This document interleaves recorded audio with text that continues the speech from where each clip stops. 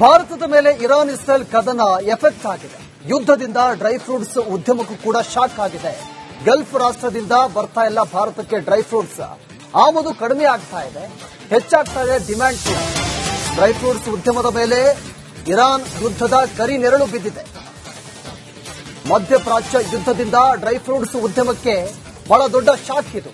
Gulf ರಾಷ್ಟ್ರದಿಂದ ಭಾರತಕ್ಕೆ dry fruits ಬರ್ತಾ ಇಲ್ಲ, ಆಮದು ಕಡಿಮೆ ಆಗ್ತಾ ಇದೆ, ಡಿಮ್ಯಾಂಡ್ ಕೂಡ ಹೆಚ್ಚಾಗ್ತಾ ಇದೆ, ಬೆಲೆ ಏರಿಕೆ ಕೂಡ ಹೆಚ್ಚಾಗುತ್ತೆ. ಮಧ್ಯಪ್ರಾಚ್ಯದಲ್ಲಿ ಯುದ್ಧ ದಿನೇ ದಿನೇ ಯುದ್ಧದ ಆತಂಕ ಹೆಚ್ಚಾಗ್ತಾ ಇದೆ. ಹೀಗಾಗಿ ಅಲ್ಲಿಂದ ಬರುವಂತಹ ಡ್ರೈ ಫ್ರೂಟ್ಸ್ ಕಡಿಮೆ ಆಗ್ತಾ ಇದೆ. ಹೀಗಾಗಿ ಡಿಮ್ಯಾಂಡ್ ಕೂಡ ಹೆಚ್ಚಾಗ್ತಾ ಇರೋದು, ಪೂರೈಕೆ ಕಡಿಮೆ ಆಗ್ತಾ ಇದೆ, ಬೇಡಿಕೆ ಹೆಚ್ಚಾಗಿರೋದ್ರಿಂದ ಬೆಲೆ ಏರಿಕೆ ಕೂಡ ಆಗ್ತಾ ಇದೆ. ಗಲ್ಫ್ ರಾಷ್ಟ್ರದಿಂದ ಭಾರತಕ್ಕೆ ಡ್ರೈ ಫ್ರೂಟ್ಸ್ ಬರ್ತಾ ಇಲ್ಲ, ಬಂದ್ ಆಗಿದೆ. ಅಲ್ಲಿ ಯುದ್ಧ ನಡೀತಾ ಇದೆ. ಹೀಗಾಗಿ ಈ ಡ್ರೈ ಫ್ರೂಟ್ಸ್ ಮೇಲೆ ಹೊಡೆತ ಬೀಳ್ತಾ ಇದೆ. ಡ್ರೈ ಫ್ರೂಟ್ಸ್ ಅನ್ನ ಕೊಂಡುಕೊಳ್ಳೋಕೆ ಗ್ರಾಹಕರು ಮುಗಿ ಬೀಳ್ತಾ ಇದ್ದಾರೆ, ಆದರೆ ಬೆಲೆ ಏರಿಕೆ ಹೆಚ್ಚಾಗ್ತಾ ಇದೆ.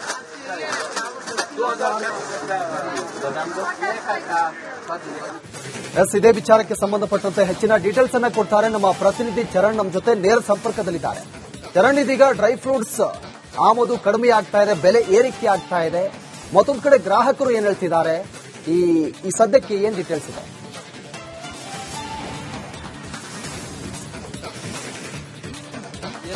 ಪ್ರಮುಖವಾಗಿ ಇರಾನ್ ನಲ್ಲಿ ಯುದ್ಧ ಕಾರ್ಮೋಡ ಶುರುವಾಗಿರುವಂತದ್ದು. ಯುದ್ಧದ ಕಾರ್ಮೋಡದ ಮಧ್ಯದಲ್ಲಿ ಬೆಂಗಳೂರಿಗೆ ಮತ್ತೆ ಭಾರತಕ್ಕೆ ಬರುವಂತಹ ಒಂದಿಷ್ಟು ಹಡಗುಗಳು ಕೂಡ ಸಂಪೂರ್ಣವಾಗಿ ಸ್ತಬ್ಧ ಆಗಿದೆ. ಪ್ರಮುಖವಾಗಿ ಜಲಸಂಧಿಗಳಲ್ಲಿ ಇರಾನ್ ನಿಂದ ದಾಳಿಗಳನ್ನ ಮಾಡಲಾಗ್ತಾ ಇದೆ. ಮತ್ತೊಂದು ಕಡೆಯಲ್ಲಿ ಜಲಸಂಧಿಗಳನ್ನ ಸಂಪೂರ್ಣವಾಗಿ ಮಾಡಲಾಗ್ತಾ ಇದೆ. ಪ್ರಮುಖವಾಗಿ ಇರಾನ್ ನಿಂದ ಬರುವಂತದ್ದು ಭಾರತ ದೇಶಕ್ಕೆ ಡ್ರೈ ಫ್ರೂಟ್ಸ್ ಗಳನ್ನ ತರಲಾಗುತ್ತೆ ಅಂತ ಹೇಳಿದ್ರೆ ವಾಲ್ನಟ್ ಆಗಿರ್ಬೋದು, ಖರ್ಜೂರ ಆಗಿರ್ಬೋದು, ಈ ರೀತಿಯಾದಂತಹ ಡ್ರೈ ಫ್ರೂಟ್ಸ್ ಗಳನ್ನ ಇರಾನ್ ನಿಂದ ಎಕ್ಸ್ಪೋರ್ಟ್ ಮಾಡಲಾಗುತ್ತೆ. ಅದರ ಜೊತೆಗೆ ಈ ಬಾರಿ ರಂಜಾನ್ ಹಬ್ಬ ಕೂಡ ನಡೀತಾ ಇರೋದ್ರಿಂದಾಗಿ ಡ್ರೈ ಫ್ರೂಟ್ಸ್ ಗೆ ಸಿಕ್ಕಾಪಟ್ಟೆ ಡಿಮ್ಯಾಂಡ್ ಗಳು ಕೂಡ ಶುರುವಾಗಿರುವಂತದ್ದು. ಒಂದು ಕಡೆಯಲ್ಲಿ ಬೆಂಗಳೂರಿಗೆ ಬೇರೆ ಬೇರೆ ದೇಶಗಳಿಂದ ಡ್ರೈ ಫ್ರೂಟ್ಸ್ ಗಳನ್ನ ಈಗಾಗಲೇ ತರಿಸಲಾಗಿದೆ. ಆದ್ರೆ ಒಂದು ಕಡೆಯಲ್ಲಿ ಈ ಒಂದು ಡಿಮ್ಯಾಂಡ್ ಹೆಚ್ಚಳ ಇರೋದ್ರಿಂದಾಗಿ ಸಾಕಾಗ್ತಾ ಅನ್ನುವಂತಹ ಭಯ ಶುರುವಾಗಿರುವಂತದ್ದು. ಇದರಿಂದಾಗಿ ನಿಧಾನವಾಗಿ ದರ ಏರಿಕೆ ಕೂಡ ಆಗ್ತಾ ಇರುವಂತದ್ದು.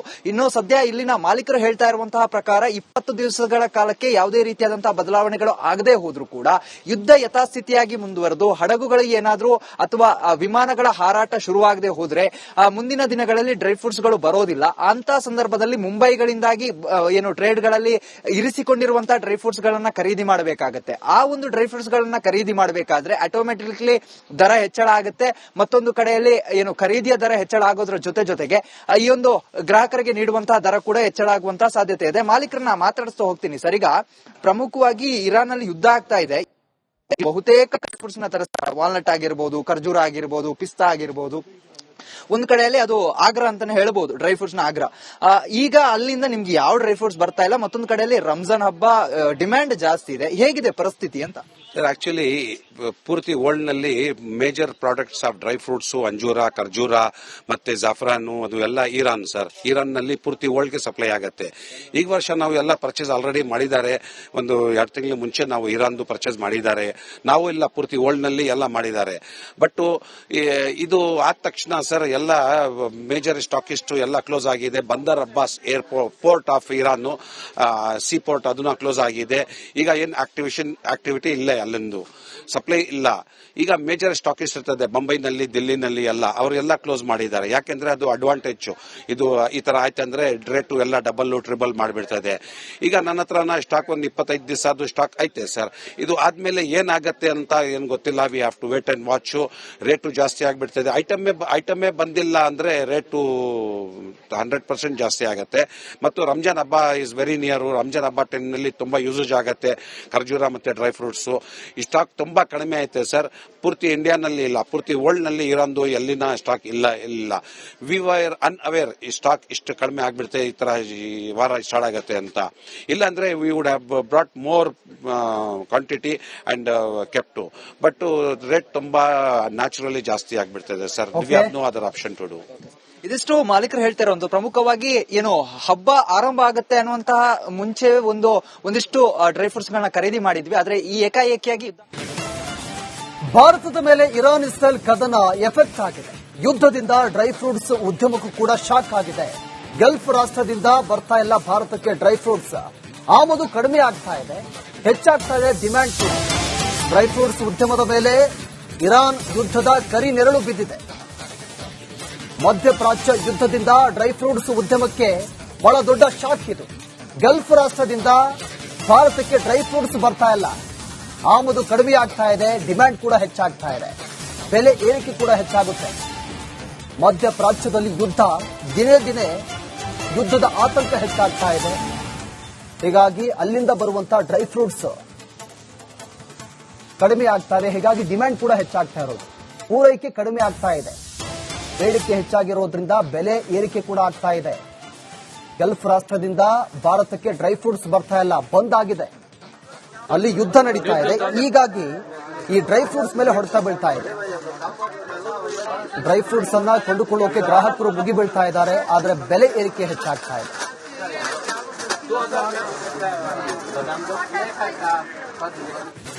ಇದೇ ವಿಚಾರಕ್ಕೆ ಸಂಬಂಧಪಟ್ಟಂತೆ ಹೆಚ್ಚಿನ ಡೀಟೇಲ್ಸ್ ಅನ್ನ ಕೊಡ್ತಾರೆ ನಮ್ಮ ಪ್ರತಿನಿಧಿ ಚರಣ್. ನಮ್ಮ ಜೊತೆ ನೇರ ಸಂಪರ್ಕದಲ್ಲಿದ್ದಾರೆ. ಚರಣ್, ಇದೀಗ ಡ್ರೈ ಫ್ರೂಟ್ಸ್ ಆಮದು ಕಡಿಮೆ ಆಗ್ತಾ ಇದೆ, ಬೆಲೆ ಏರಿಕೆ ಆಗ್ತಾ ಇದೆ. ಮತ್ತೊಂದು ಕಡೆ ಗ್ರಾಹಕರು ಏನ್ ಹೇಳ್ತಿದ್ದಾರೆ, ಈ ಸದ್ಯಕ್ಕೆ ಏನ್ ಡೀಟೇಲ್ಸ್ ಇದೆ?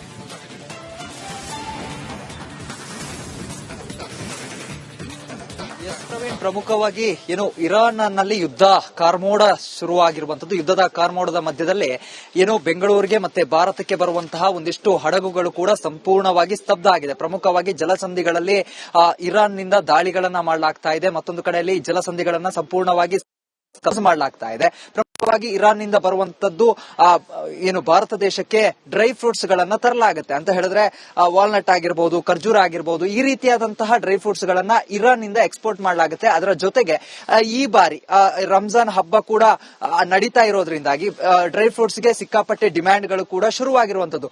ಒಂದು ಕಡೆಯಲ್ಲಿ ಬೆಂಗಳೂರಿಗೆ ಬೇರೆ ಬೇರೆ ದೇಶಗಳಿಂದ ಡ್ರೈ ಫ್ರೂಟ್ಸ್ ಗಳನ್ನ ಈಗಾಗಲೇ ತರಿಸಲಾಗಿದೆ. ಆದ್ರೆ ಒಂದು ಕಡೆಯಲ್ಲಿ ಈ ಒಂದು ಡಿಮ್ಯಾಂಡ್ ಹೆಚ್ಚಳ ಇರೋದ್ರಿಂದಾಗಿ ಸಾಕಾಗ್ತಾ ಅನ್ನುವಂತಹ ಭಯ ಶುರುವಾಗಿರುವಂತದ್ದು. ಇದರಿಂದಾಗಿ ನಿಧಾನವಾಗಿ ದರ ಏರಿಕೆ ಕೂಡ ಆಗ್ತಾ ಇರುವಂತದ್ದು. ಇನ್ನು ಸದ್ಯ ಇಲ್ಲಿನ ಮಾಲೀಕರು ಹೇಳ್ತಾ ಇರುವಂತಹ ಪ್ರಕಾರ 20 ದಿವಸಗಳ ಕಾಲಕ್ಕೆ ಯಾವುದೇ ರೀತಿಯಾದಂತಹ ಬದಲಾವಣೆಗಳು ಆಗದೆ ಹೋದ್ರೂ ಕೂಡ ಯುದ್ಧ ಯಥಾಸ್ಥಿತಿಯಾಗಿ ಮುಂದುವರೆದು ಹಡಗುಗಳು ಏನಾದ್ರೂ ಅಥವಾ ವಿಮಾನಗಳ ಹಾರಾಟ ಶುರುವಾಗದೆ ಹೋದ್ರೆ ಮುಂದಿನ ದಿನಗಳಲ್ಲಿ ಡ್ರೈ ಫ್ರೂಟ್ಸ್ ಗಳು ಬರೋದಿಲ್ಲ. ಅಂತ ಸಂದರ್ಭದಲ್ಲಿ ಮುಂಬೈಗಳಿಂದಾಗಿ ಏನು ಟ್ರೇಡ್ ಗಳಲ್ಲಿ ಇರಿಸಿಕೊಂಡಿರುವಂತಹ ಡ್ರೈ ಫ್ರೂಟ್ಸ್ ಗಳನ್ನ ಖರೀದಿ ಮಾಡಬೇಕಾಗತ್ತೆ. ಆ ಒಂದು ಡ್ರೈ ಫ್ರೂಟ್ಸ್ ಗಳನ್ನ ಖರೀದಿ ಮಾಡಬೇಕಾದ್ರೆ ಆಟೋಮೆಟಿಕ್ಲಿ ದರ ಹೆಚ್ಚಳ ಆಗುತ್ತೆ.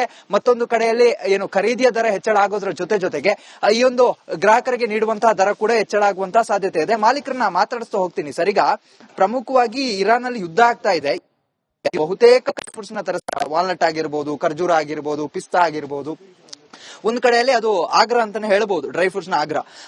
ಈಗ ಅಲ್ಲಿಂದ ನಿಮ್ಗೆ ಯಾವ ಡ್ರೈ ಫ್ರೂಟ್ಸ್ ಬರ್ತಾ ಇಲ್ಲ. ಮತ್ತೊಂದು ಕಡೆಯಲ್ಲಿ ರಂಜಾನ್ ಹಬ್ಬ ಡಿಮ್ಯಾಂಡ್ ಜಾಸ್ತಿ ಇದೆ. ಹೇಗಿದೆ ಪರಿಸ್ಥಿತಿ ಅಂತ?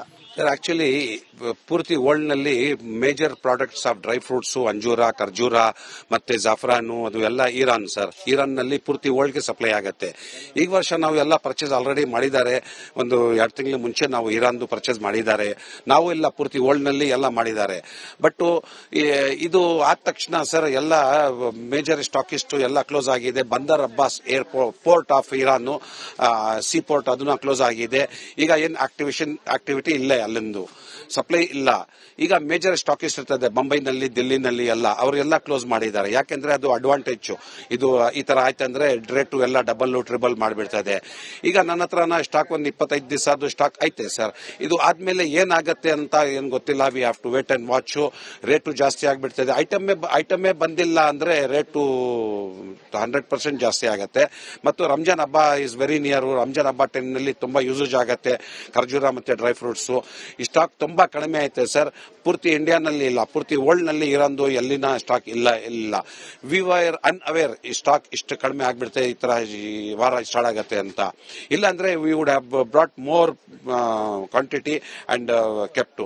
ಬಟ್ ರೇಟ್ ತುಂಬಾ ನ್ಯಾಚುರಲಿ ಜಾಸ್ತಿ ಆಗ್ಬಿಡ್ತದೆ sir. We have no other option to do.